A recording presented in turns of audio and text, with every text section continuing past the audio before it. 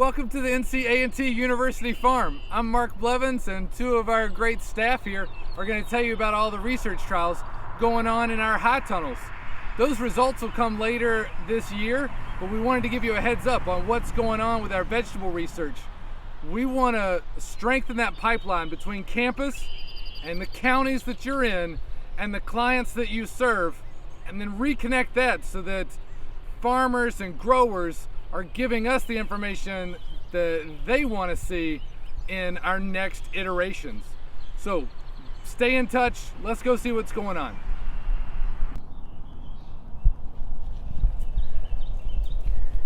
Hey, what's going on? It's John Kimes over at the North Carolina A&T University farm. We're sitting here in one of our high tunnels, and as you can tell, there's cucumbers in here. And what we are doing this year is finishing up a 3-year trial. It's a variety trial for our cucumbers. So we have 12 different varieties of cucumbers in here, 6 English style and 6 of the typical slicers.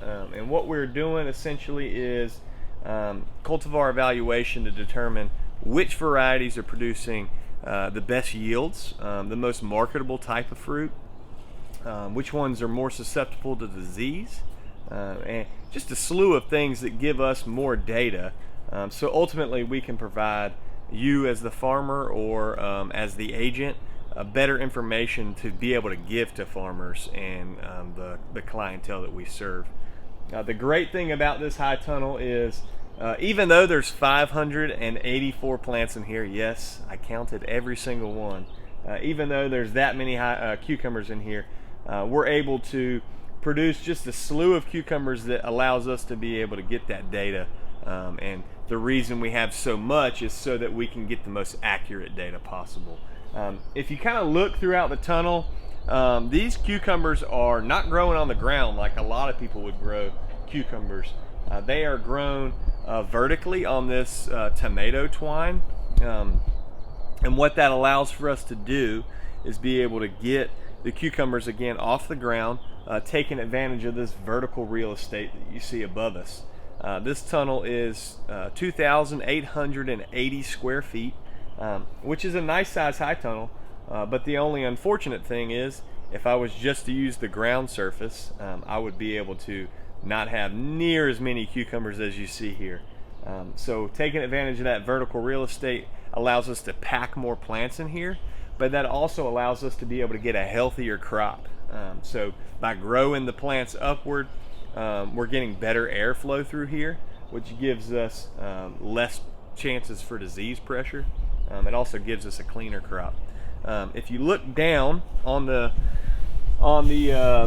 ground here, we're also growing our cucumbers on plastic mulch. And we've talked about this numerous times, but this plastic mulch allows for us to get these cucumbers in the ground the beginning of April. Yeah, high tunnel helps, but if we can add another layer of season extension by this plastic, that's warming up our soil, giving our cucumbers a better chance for production. So it is currently May the 20th, and we are loaded down with cucumbers. So that's exciting, not only because cucumbers are delicious, but it's also May the 20th, and if I was doing this on a personal scale, I could be at the market significantly earlier than anybody else, which gives me a better premium on my cucumber. So that's just another advantage of using this black plastic mulch. Also, if you look at the ground, there's less surface area for dirt to have weeds growing in it because we have the plastic. So that's another advantage for us using this plastic mulch. So we are taking advantage of the vertical real estate. We are taking advantage of the warmth of the plastic for our plants and the high tunnel, obviously. But the other advantage that we're taking here, and I'm going to step over and kind of go this way, and you might not be able to see it on the video, but we have something here called insect netting. And the insect netting is allowing for us to keep pests out. You might be thinking, okay, that's good, but what happens with the pollination of the flowers? And the thing about growing these particular types of cucumbers with the insect netting is we have to use variety specific crops. So we are growing parthenocarpic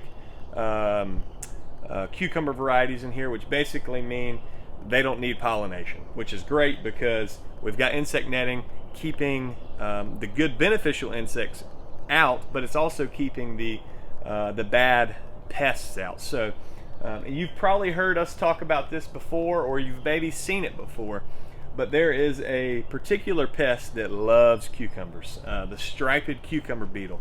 It's a yellow beetle that has 4 stripes on its back, 4 black stripes on its back.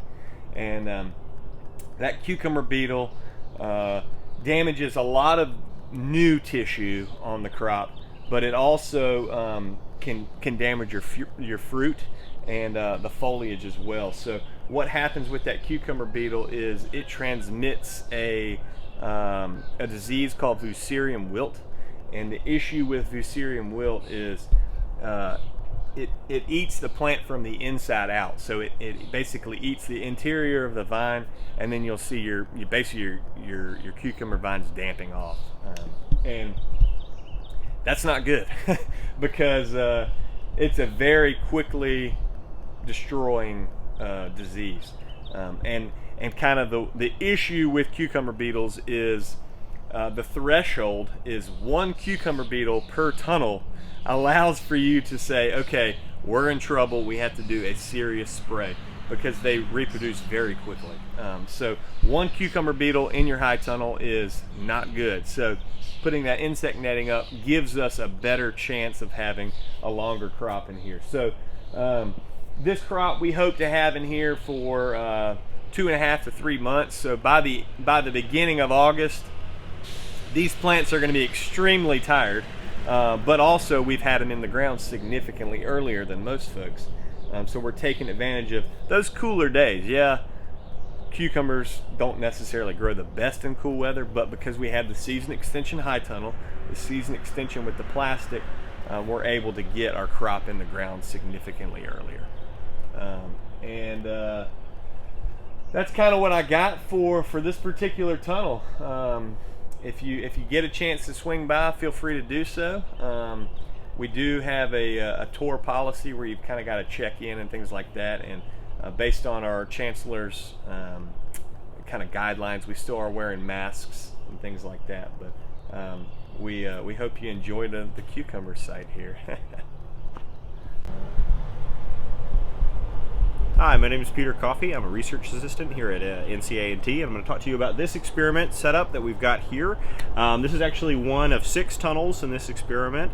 And in this this setup, we're comparing a variety of factors that farmers are already using on their farms to basically determine what's most economical. We really care about take-home profitability for this study. So we're comparing things like black plastic mulches, and bare ground beds to see, what's going to get you the most profit, what's going to get you the earliest to market with a variety of summer crops. In this experiment, we're using bell peppers, eggplant, and of course tomatoes as our 3 primary crops. And then we're also bringing in a variety of different cherry tomatoes to kind of explore those to see how they do in our setup here. So we're comparing bare ground and black plastic, but we're also comparing various high tunnel coverings. So we want to determine in our area, really, is it profitable to include double layer plastic, or can you get away fine with single layer plastic?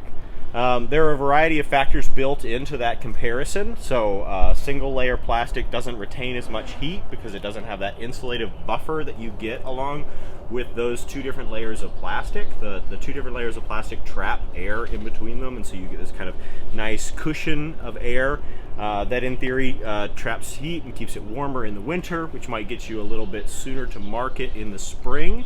When you're really worried about those cold nights, you might retain a little bit more heat. But that double layer of plastic is more expensive. You're having to run fans to keep that running.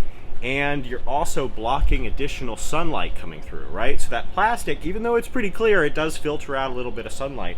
So we are actually thinking about, that sunlight being filtered out as a potential factor for making it less desirable for growers.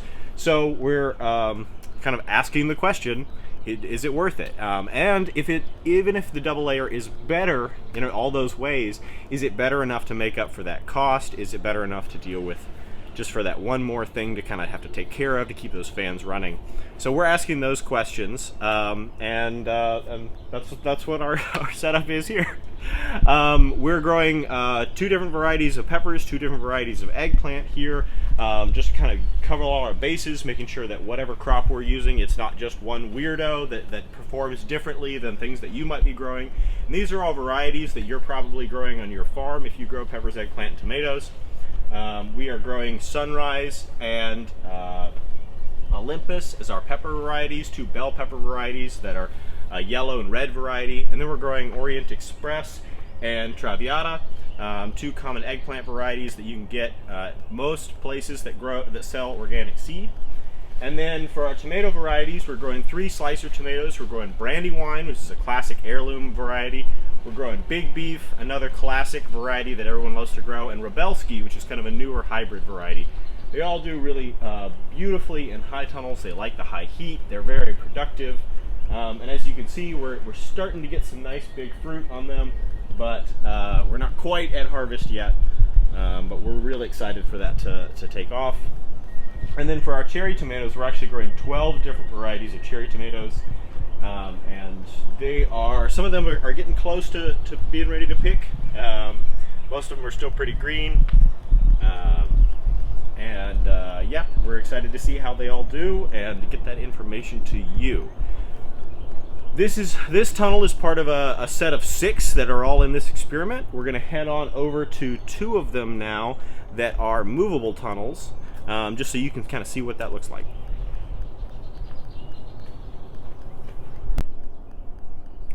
All right, so now we're in another tunnel with tomatoes. As you can see, we got tomatoes in here. And this is, again, with the Evans-Allen project, but we're in another type of tunnel. So you might be wondering, John, this tunnel is not as big as the other ones. Well, that's because these are movable high tunnels. A movable high tunnel is essentially a tunnel that is on a track system.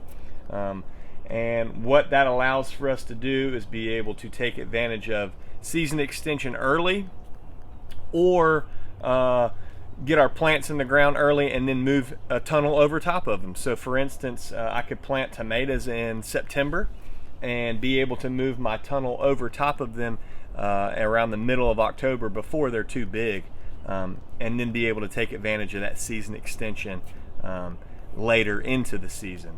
So there are a couple different things that that you can do for that particular concept. But the other thing is, when you're growing in a high tunnel, you tend to have nutrient buildup, and a lot of those nutrient buildups that are cause for concern are salts. So when a high tunnel has plastic on top of it, what do we not get in the high tunnel? Let's think. We don't get rain in a high tunnel. So the issue that you have in a high tunnel is high salt buildup. So when I'm not able to get rain in here, I'm not able to leach out my soils, leach out those salts. So what we can do, rather than changing the plastic, which they recommend to do every 4 to 5 years, we can actually just move this high tunnel, allow us to get a 2 or 3 inch soak of rain, and that helps us reduce our salts in the high tunnel. So there's many different reasons for using a high tunnel that's movable. Those are just 2 of the basic scenarios that people typically like a movable high tunnel for. But we have our tomatoes in here. So that Evans-Allen project, the focus is tomatoes. So you don't see the peppers or the eggplant or the cherry tomatoes in here, but you do see the tomatoes, which are our main focus, those slicer tomatoes for that particular project. We're liking it so far. The plants seem to be doing good. They seem to be liking this movable tunnel, and we look forward to seeing what the results are for our farmers. All right, so we're in another tunnel here, and you might have seen some of these crops before. They grow underground. They're not potatoes. They're not carrots. They're not beets. No, we have ginger growing in here. So ginger is an extremely high value crop, and North Carolina is right on the cusp of being able to grow ginger extremely well. With the help of Dr. Guchang Yang and Dr. Sanjun Gu, we are growing ginger inside a high tunnel and outside a high tunnel, doing cultivar evaluations and tissue culture evaluations. So tissue culture being plants basically grown in test tubes. These little guys here at the bottom are our tissue culture plants, and the ones that are a lot taller are from seed ginger. We are currently on our second family line, our second parent of the ginger. So we're essentially making the ginger that Dr. Guchang Yang is growing in the lab more cold hardy resistant, allowing us to be able to grow the ginger a little bit longer, giving us just a little bit more root growth or ginger growth underneath the ground, which is nice because, again, with the addition of a high tunnel as season extension, we're able to keep our ginger in the ground just a little bit longer to get that better growth. So with that, we have 7 or 8 different varieties growing in this high tunnel, and we're just essentially going to be doing some cultivar evaluations and determining which varieties are doing better inside and outside, giving us a lot of good data to help you guys as farmers and agents further down the road. This is our 3rd or 4th year. This is actually the 4th year, I apologize, on growing ginger, and we're starting to hone down those concepts that work really well and those practices that work well to keep that ginger growing throughout the middle of May all the way until usually about the 2nd or 3rd week in December. So that's a long time that we have the crop in the ground, and a lot of root growth and development happens.